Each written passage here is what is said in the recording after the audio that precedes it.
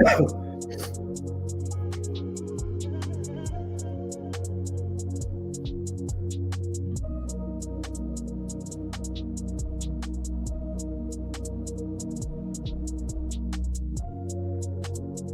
is up, guys? Welcome back to another episode of JMA. Today we are joined by John Romero Jr, my friend. He has joined us on Chronic Combat as a super fight. He was our commentator on the last episode, the Rolling Stoners, I believe, which was streamed through Rolling Stoners. If you guys want to check that episode out. John, how the fuck have you been, my friend? I'm doing good, man. Thank you guys for having me. I appreciate you guys, Jeremy and John, for real. I've been excited about joining on this since I found out I was going to be on. But I've been pretty good, man. I haven't really competed much other than a tournament since Rolling Stoner, so my body feels really, really good. If you've been following me for a while, you'll know I'm pretty active every other weekend. So this little break is doing my body justice. Have you been competing a lot recently? For the last 2 years, I've been going ham every other weekend. I want to say since pretty much, and I have it on here on my Instagram, since November 4th of 2023 or 2024. It's been every other weekend. Pretty much, yeah. But this last 2-3 months, it's been pretty chill, honestly. I've only competed maybe 2 or 3 times, maybe 1 or 2 tournaments. But that's about it. Been chill, been no more behind the scenes lately, which is awesome because I have been trying to come up with a game plan to kind of transition more to the behind the scenes too. I still want to compete, still want to show that I'm out here, but yeah. How do you so you did the commentary for Rolling Stoners. How did you feel about that? I liked it, man. I'm a very big people person, man. I love jujitsu. I love the community as a whole. So it's pretty easy for me to go and just talk about things that I love to do. What's his name? How did you find the you clearly have a love for jiu-jitsu. How did you find that love? Yeah, I originally came into MMA when I was at one point 220. I just wanted to lose weight. I liked it coming out of high school. At that time I couldn't afford it, so I stopped and then kind of fell back in it almost 10, 11 years later when I got my first big boy job. So I was just like, hey, I can afford to do jiu-jitsu now. And then, like I said, I originally wanted to lose weight. I made friends with a buddy of mine, RIP, but his name was Thomas. And he was heavy into competing. He used to always tell me how I would eventually compete. And when he passed away, or right before he passed away, I did one. I liked it. I actually had a good turnout. And then he passed away shortly after that, and I just kind of never stopped. He introduced me to my old coach, which is Mark Ramos. And then from there, that kind of just ignited that competition bug in me. Do you ever kind of feel a spirit with you when you're competing? Sometimes, like when there's times where I've been in some shitty positions, like where the pressure, like I want to say not pressure as far as people watching, but pressure as far as like having someone super heavy and you can't fucking breathe. So like I would hear his voice, "We don't tap the pressure, Jay." He had a very deep, like chill voice, hard to explain, but he used to fuck me up as a white belt. Like, we don't tap the pressure. He was a big boy. I was a big boy too, so I guess that's why he used to do it. But I mean, I thank God every day for meeting Thomas and having those roles, because like now it's hard to put me out. So That's beautiful. You're kind of carrying on his legacy though with what you're doing, man. Do you ever feel that way? I try. Yeah, I got him tatted on me. Bury me in my gi. That was his Instagram. So yeah, in a way, I do think about it a lot. Like, damn, I kind of wish he got to see it now at this point where he was literally right. I would be competing. And not only was he right, but it's just like I'm doing it so often that I'm pretty sure he would have a ball coming to me with all these matches. You're that is awesome. You're a little older, man. Did you get? Well, no disrespect, because like I'm not Nah, you're good. far behind you, But, you got into the grappling, I think didn't you get into a little later in the game?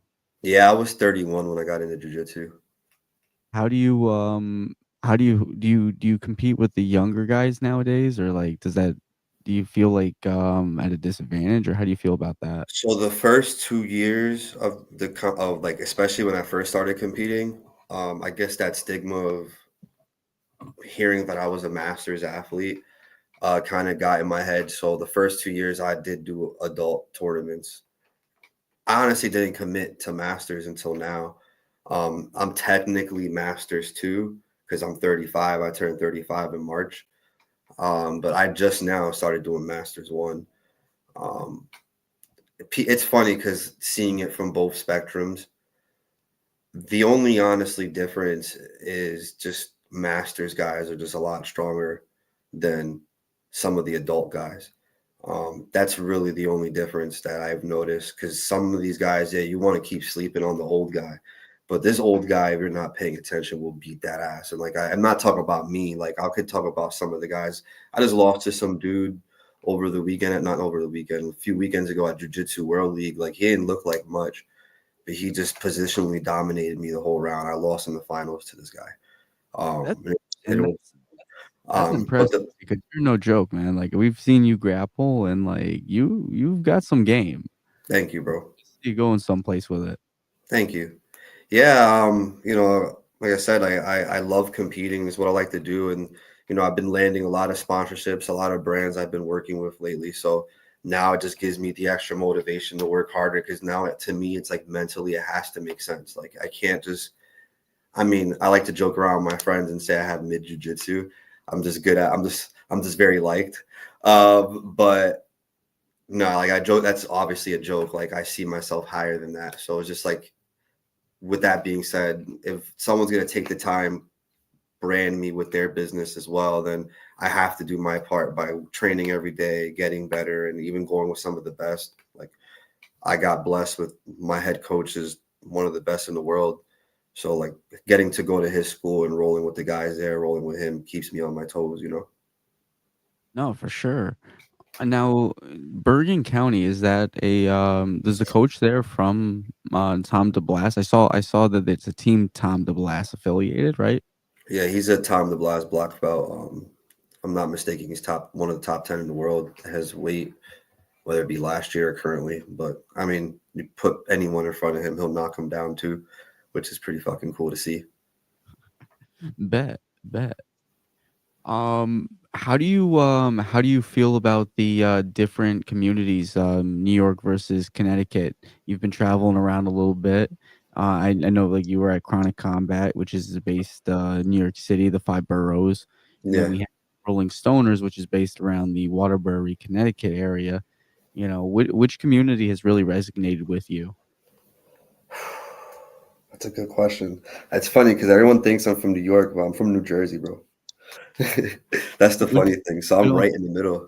we don't talk about that state. We don't talk about that state. Yeah. Honestly, man, it's hard to because like with Connecticut, I get a lot of love out there, surprisingly. Like, and I've maybe only been there a handful of times. Dude, I would there's say New York, obviously, because I'm being biased. I'd live right there. But I mean, I'm part of the Chronic team too. Like I just don't compete for them. I'm also their matchmaker. I help, behind the scenes with that also. So with that being said, I'm always around these New York athletes on a constant basis, and that feels kind of more like a second home, if anything. Like my little escape when I'm not local competing out here and training out here. New York City is a vibe in and of itself. Oh, I I love it. I love it. If I could move out there, I would. Jeremy's unfortunate. He has not been to New York City yet. We're really working on getting him there, but, like, every time I leave, I feel, like, motivated. I feel the rush of the people. I feel the energy of the city. It just brings you, like, it makes you wanna do something. Yeah, the energy is really high in New York, man. I remember even before jujitsu, I used to do security out there when like before I figured out like what I wanted to do as far as work. Um, I would just like get motivated just seeing people living in high rises, just seeing them. They don't even know I'm looking up, watching them, just looking out their window, and I'd be like, damn, like I want that, like. And that's with everything, like even at jiu-jitsu, like with the super fights, I'll see. Then one of my biggest whys, I met this black belt a while. Well, he's a black belt now, but I remember asking him like, "Yo, how can I do like these super fights?" Like, and because that motivated me. But he legit low key shitted on me with his answer. Don't want to get too into that answer, but the point is like just seeing people do their thing motivates me. You know? You actually that's a kind of a thing. That's a thing that we kind of all I think have experienced at some point in like like talking to like someone of higher experience is like kind of asking them for like insight on something that you're excited about and kind of getting shitting on. Mm. Do you feel like how'd you kind of handle that though? Like did that deter you at all or was it like one of those things where it's like what the fuck, man? No, I mean, and it sounds crazy, but at a point, I just kind of feel like I'm just used to it. Even outside of jujitsu, sometimes even amongst your own friends, sometimes you get that like bullshit. Like you're not going to get there anyway. Why am I wasting my time? Type of deal. But I don't know. I guess you get to my age, you start meeting. You've met those type of people a lot, so it's just like it comes to the point where like, all right, cool. Like I'm just gonna just hear you, and then whatever I did learn from this conversation, I'll just move forward with it. Like, I'm very good at like keeping a smile when I know there's a lot of people who don't fuck with me either. So it's just like I know how to read the room, so I can just make it seem like I don't know, but I peeped it and I just kind of keep it going. Like, You see, I mean, just from meeting you the at the last event and having the interactions that I've had with you, you seem like a real one. Like you seem like kind of one of those dudes who doesn't want to deal with the fuckery. Kind of like Yeah, the same man. kind of the same energy that I try to put out. Appreciate that. Yeah, we had a good time, bro. Like we vibed out right away. Especially like our little in between match, getting to know each other, Jay. Like, Yeah, I was no, just that like, yeah, I'm like, Jay's a real one. I mean, we got the same name, bro. Jay. it's easy to remember. The Saints John, man. Nah, but I don't know, man. I just honestly I try to give the same energy I want back, bro. Like I feel like jiu-jitsu is my safe space. So um I You just don't want bad vibes in my safe space. it's funny you say that because like I feel like jujitsu is like one of those communities that is a safe space for everyone. Um, like you can go in there and maybe you might get shat on a little bit for some stupid shit, but like in all reality, like everyone there, I feel like for the most part is a family. Like, Yes. most of the gyms I've visited have seemed to be very much like jujitsu is like you do jujitsu. Oh, cool, man. Like I do jujitsu. It's like it doesn't, and nothing else matters. Nothing Yeah, else. it's just it's weird because I've never been a part of a community like this before, and I think that's why I like it so much because I'm the type of person that gives a lot of love, and then like jujitsu, even the people around you give it back. You can meet someone for 5 minutes, next thing you know, like you're working with them, you're on a podcast with them, like you just never know, and then it's all because of that sport, and it's crazy. It's all different walks of life, bro. Like cops, firemen, like salesmen like me, fucking therapists, all different types, straight, not straight, in between, and we all don't care. Like we're just there for one thing and one thing only, and that's just to get better on the mat. You've had a lot of good things happen to you. Do you think that's mainly because of your positive energy though? Like you do put out like I said, like that real energy, that authenticity, and then you have that the air of positivity around it as well. Like you, I think personally, like you're really like applying that law of attraction. Like you're bringing in that positivity that demands that level of respect and reciprocation. Thank you, man. I mean, I guess so. I have this talk with my friend a lot. He's my first sponsor, Ramirez Contracting. He's also been a good buddy of mine since I was a white belt. Um, and we talk about that all the time. It's just like, you've put in a lot of work and you do help out some of the people around you that now is just kind of coming back. And I never really believed it until recently, and that's obviously through jujitsu. you know Yeah, it's I think it's one of those things that just most people just don't appreciate. You don't think about it and you just kind of go about your day and you get tired of the fucking world around you and you're just like, hmm fuck. And then Yeah. you kind of just put it to the side. It's like, why am I going to waste my energy? But you don't realize that wasted energy is like an investment, and then investment has a return, just like any other investment. Yeah, for real. And like I never thought I would be in a position to even be able to tell my story and things like that. So, and it's all because, like you said, just being real. Like I have nothing to hide. I never had to step on toes. Like I was never that guy coming to the gym, creeping on the girls there. I was never that guy like hitting on one of the dude's girlfriends. Like I was never that fucking guy. Like I just came in, did jujitsu, um, and just found a way to have fun doing it. Yeah, no, man, that's beautiful. I mean, like that's the way. I think that's the way it should be. Like, we gotta, Yeah. why do you gotta add the extra in the fuckery? Yeah, right. There's so much fuckery going on outside of jujitsu. Like, there's no reason why I should be there. You know? Facts. Like it's crazy because just on the noticeability in the community is like I got my own shit. Like I feel some type of way about the cops, right? Yeah, And but I never take that energy into the gym. Not ever once. Like I roll with the cops. It's the same level of respect as the guy before and the guy after. It's like yeah, here we're all family. Like I ain't gonna hurt you. You ain't gonna hurt me. We're all friends. yeah. Yeah.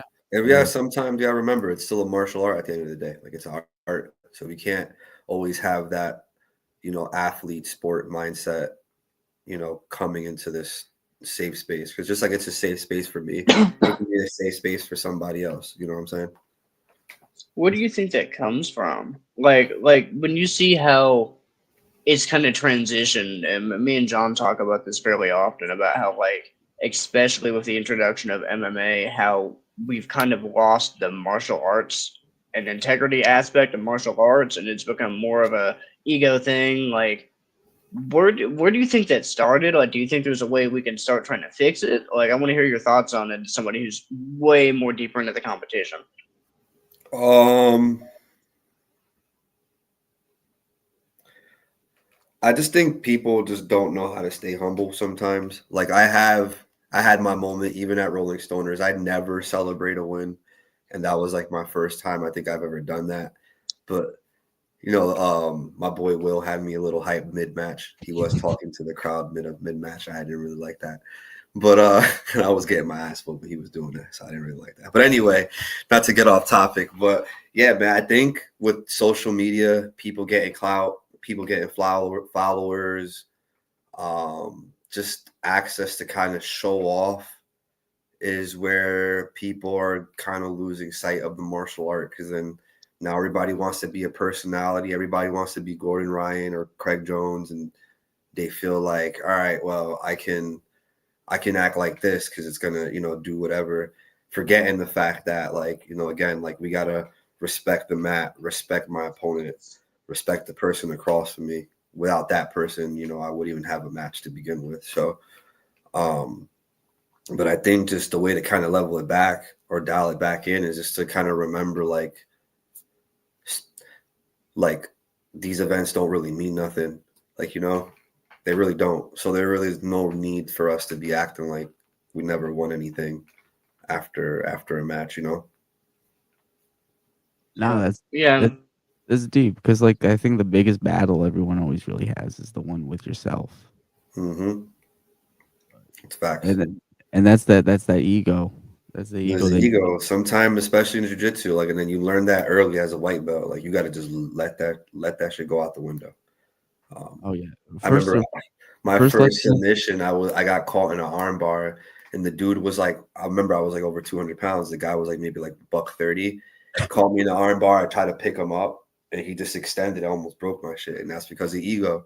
I didn't want to tap. I didn't think I could. He could finish that, and he almost broke my arm my first week. it's funny, I learned my humble lesson and, as a blue belt, I got tossed by a wrestler who was a white belt. I didn't know he knew how to grapple, and, I got my, AC joint, popped out throughout that whole thing. I got thrown over his shoulder, hit the ground, you feel the shoulder pop forward, pop back into place, and you're like, Oh, I, I was I never hurt my shoulder, bro. I've had some weird injuries, but never anything like that, man. I I was broke lucky. my ankle in high school, but that was about it. I never broke Oh, nothing. yeah. Just narrowly avoided the surgery. Oh, but you were like man down for a while, no? Oh yeah, no, the shit was in the sling. It was my dominant arm. I couldn't even drive or like Couldn't even work. wipe your butt properly. I had to learn how to be like ambidextrous, man. Missing bits and You know, pieces, but it's like 90% clean. I don't know about the other 5. I don't know if I missed it. well, you one of them fancy New York people. You get them toilets that like you hit the button and the water shoots up or Well, whatever. Or is that a British thing? I'm from Jersey. Okay. I'm from Jersey, but I have used one of those bathrooms, and I'm not gonna lie to you, my day feels so much better when I have like the water fountain feel down there, and it's just like tickling it, keeping I'm it gonna just clean. I'm gonna hold you on this. I'm gonna tell you about the best shower experience. It's at the Kimberly Hotel, man. Do yourself a favor. Go waste the money on the hotel. They have a shower that gets your back and balls at the same fucking time. And Oh wow! I'm not kidding. This shit is the Does it best like fucking. move like one of these, or is just like it just hits you No, from it's it's different it's, directions? it's steady. You gotta adjust it yourself, but like it's coming from both sides, so you get like a full body massage at the same time as getting a shower, and it's like heaven on earth. That's fire. That's fire. Me and my shorty need a little getaway. So where is that? New York, you said? Yeah. Kimberly Hotel. It's like this posh ass little hotel. They got like a rooftop bar, I think. It's Oh, funny. So funny story. We booked it. We did the VR video. You can find it on JMA Travels. But while we're there, like there's these Secret Service like guys going in and out of the building the whole time we're there. And eventually we're in the elevator and I'm the ballsy motherfucker. Like I was like, I don't give a fuck. So like I just asked them, it's like straight up, like, you guys Secret Service, what's going on? And it turned out there was a diplomat in the building or oh something. wow. But yeah, they got a So, rooftop. so it's a legit spot. Oh yeah. Very nice. Oh, I'm gonna Yeah, feel bad and bougie in there. we got looks like we shouldn't have been there. We got actually we went out to like St. Patrick's Cathedral or something. No, we went out to Atlas Statue. And Kristen rolled her ankle and we called a rickshaw. And the rickshaw driver rode us through the city all the way back to the hotel, pulls up right on the sidewalk right in front of this bougie ass hotel. And we just get off of this fucking rickshaw, right on the sidewalk. It's a good time. Good times. This Always is a where good my time in the Kentucky city. redneck is gonna come out. A what? A rickshaw? Yeah, so in New York City they have these rickshaws. They're like carriages with horses and shit, or sometimes or Okay. some, or Oh, some I know what you mean. So like or the horse and buggy. yeah, but or sometimes a dude's pedaling or something. But we had the dude pedaling for that one. I mean, I don't want that. Okay. I Okay. don't need horse shit getting kicked up at me. It's part of the experience that you're paying for. Yeah, apparently. New York. I like it, man. I can dig that. When's the next time you guys are gonna be in the area? Are you gonna be at the next any of these Uh, events, so like the submission battleground or anything? Or so the next Chronic Combat, they're doing an open mat, I believe. I want to yeah, say. we're doing it on the 7th. Okay, yeah, good. You had the date. I was about to look it up. On that day, we're gonna be in Donnybrook in Vermont, Barry, Vermont. Okay.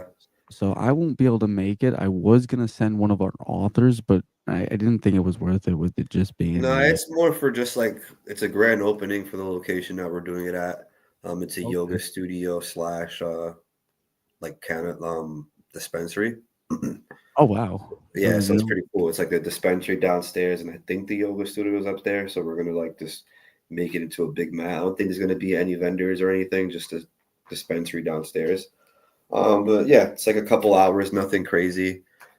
I don't think Okay. I'm gonna make it, unfortunately. Maybe, possibly, just because Where's the location, just so we can give them a quick shout out. it is in Manhattan. I'll tell you right now. Hold on, I'll check the Chronic page right now. Yeah, I figured they're good people. The least we could do is give them the proper shout out. Yeah, for sure. Hold on, I'm checking the Chronic page now. Is that the Orchard Street one, June 7th? Yeah, June 7th. It's gonna be at the Conbud. Yeah, Conbody and Conbud. I guess Conbud is a dispensary and Conbody is a yoga studio. Okay. Yeah. Shickaboni says Adams Orchard versus Street. Jay Romes is going to be a banger. Adam versus Jay Romes. I forgot who Adam is. Oh yeah, Adam. My bad. Adam is the David versus Goliath match. Yo, my bad, bro.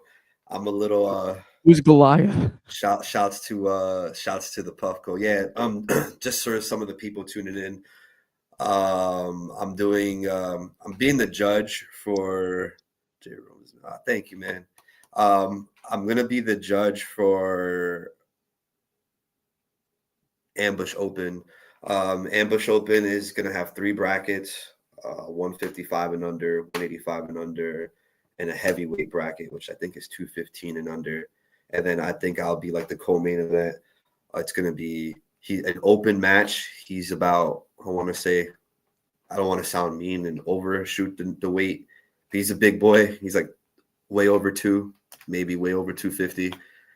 He's about 6 foot. So he's a big motherfucker. Just to put into perspective, I'm about 170 right now, walking around. So to answer the question, he's Goliath in this situation. Yeah, I'm Goliath. No, I'm playing. No. Yeah, it's a David versus Goliath match. Quick little exhibition match. He's actually a member at the gym where they're throwing the event, and so it's gonna be a good time. They're good people. Try not no to bad embarrass blood there, but it's gonna be a good match. What happened?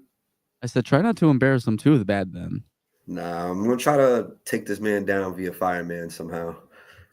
Somehow, some way. Maybe I'll break my spine in the process, but I'm gonna try.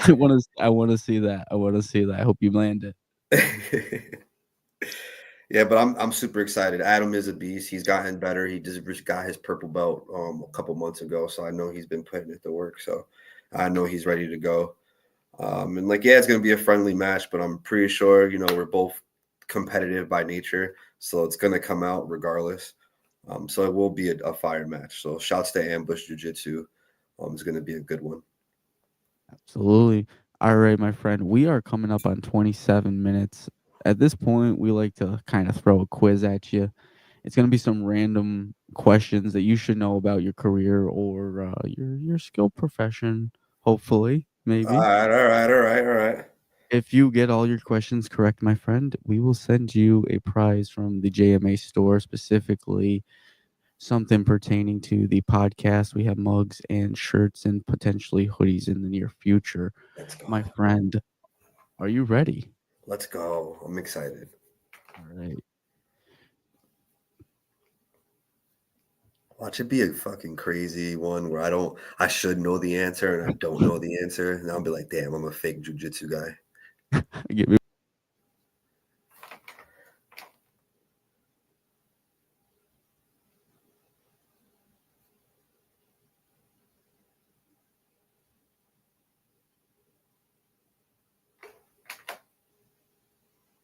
Let's go. Thank you to everybody tuning in, by the way.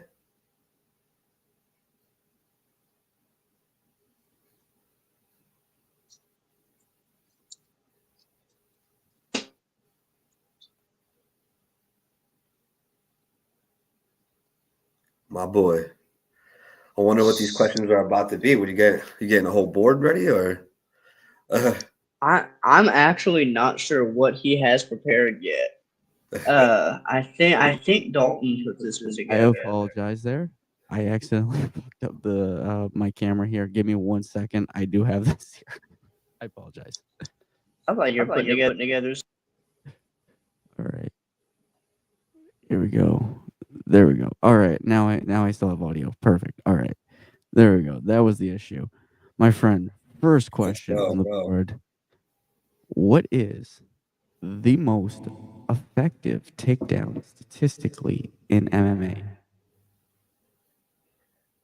Outside leg trip. Are you sure? No. I want to say single leg, but it's two different ones. High single, low single. I don't know. Double leg. A lot. Let's do outside leg trip. All right, my friend. If you are sure. Come on, I want this hoodie. No way. we It's a had double leg? it is a double leg. Statistically, it is the double leg, my friend. And then I believe it was the single leg and then the outside trip. Oh, wow. All right. You know No what it worries. is? They don't know how to wrestle, bro. They got them J Rome's. Outside leg trip. I would have went for the outside leg trip. I tell you what, my friend, we'll give you one. Yeah, I went 1. That's it. I'm done. We're fair, my friend. I will give you one redemption round because we want to run this quiz anyway. So let's go. Tom DeBlas received his black belt under which lineage? All right, I'm gonna let y'all know I just became part of the family. All right, so I might get it wrong, but I'm pretty sure it's B. Enzo Gracie. Are you sure? No, but I'm pretty sure it's B.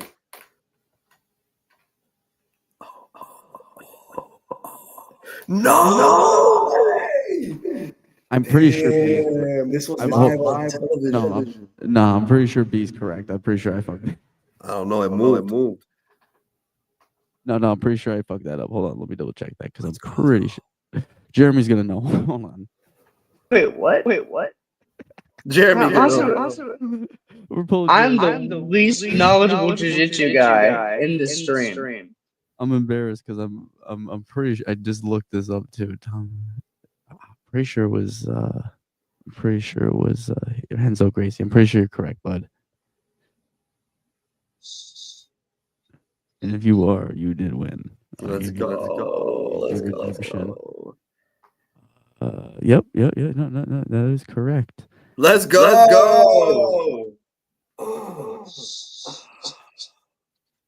So it's interesting. So he went through so it says lineage made. Oh no, okay. Oh, okay. I see how it did.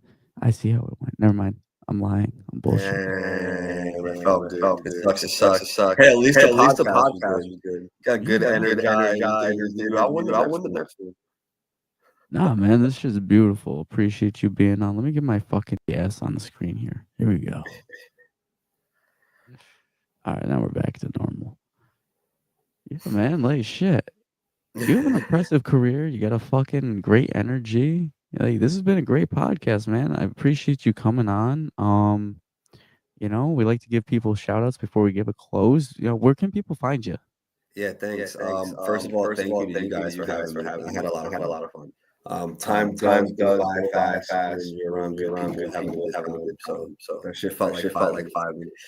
But yeah, you can find me at underscore Jmurray. I'm I'm mostly on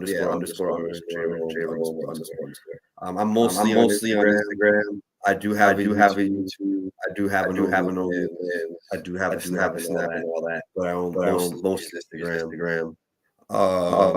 Real quick, you just plug a fucking only. I have that. This has been a JMA while. I'm on interviews but I do got some content on that one. It's gonna be the same too. Not a lot of people use it. And it works. Respect me out there. No, but I'm mostly on J Rome. Those are the pages that I have. I do have a Facebook. I only use it to get photos. But mainly you can find me under most of my work, most of my matches. Or you can find me on the combat page. I do run that page. Subculture as gym page. I'm a coach at UFC Riverdale BJJ. Hit me up there. We can link up sections or whatnot. All right, guys. This has been the JMA Podcast. Till next time, y'all stay blessed. You got some shout outs. Oh, yo, go ahead. My bad. All right, I gotta shout out every single brand I work in. Because I love every one of them, and I feel like I dropped the ball sometimes. But shouts to Nations Athletic. My drip is always through them. Shouts to Mark. Shouts to the team. Shouts to Ramirez Paint and Bath, my very first sponsor. Shouts to Chronic Combat. June 7th, we got that open mat coming up. Shouts to Subculture. Shouts to Jiu-Jitsu World League. Shouts to Finishers. Shouts to my team, Bergen County BJJ. Shouts to Josh, best tattoo artist in New York City. Shouts to best food in the East Coast, Mean Forky and T. Hollow Labs for keeping me going. And again, my team, Riverdale BJJ, and shouts to my friends. And then most importantly, shouts to my lady who's always keeping me level headed. So without her, I'll be fucking going nuts. So yeah, and shouts to you guys. We appreciate you, man. All right. If there is nothing else, my friend, we're going to close this beautiful podcast, man. It's been a blessing having you. Thank you so much, Jeremy. Thank you. Appreciate you guys. Absolutely, my man. And Jeremy, thank you for joining us tonight. Guys, till next time, viewers, everyone, stay blessed. Oh, Sky. Peace.